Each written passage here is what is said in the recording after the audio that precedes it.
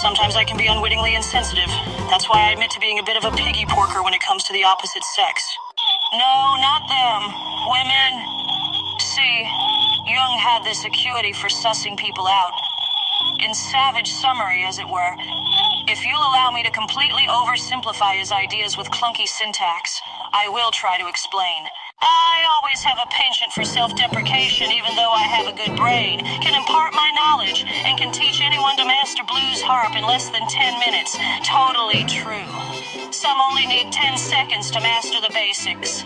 Yet it ill behooves me to assume an air of superiority, as this alienates people, and can be very boring and oppressive to others. Just look at Jennifer Garner's hilarious posts. She's talented but daft, which I find endearing. Same with Jessica Alba. Talented but don't take themselves too seriously. A billionaire even stipulated that were he to not act the buffoon, he would not have become so rich. Investors like to invest in someone who is humorous and self-deprecating. Why am I not rich? Simple. I loathe money. Compassion is the best currency I find. That and love for fellow persons. Truly, money can buy you Brighton and Hove, but not love. I also found that when teaching tech, chess, or maths, people appreciate and are far more receptive to a jokey type of seriousness.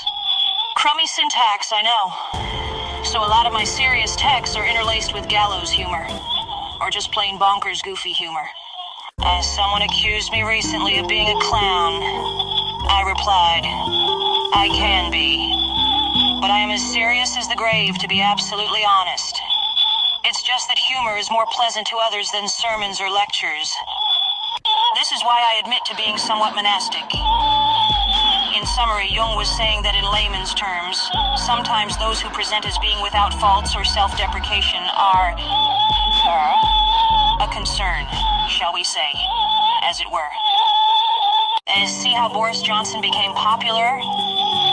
Farage, too, is serious, but laughs a lot so as to relax his audience. And it's why he's so effective and liked by so many.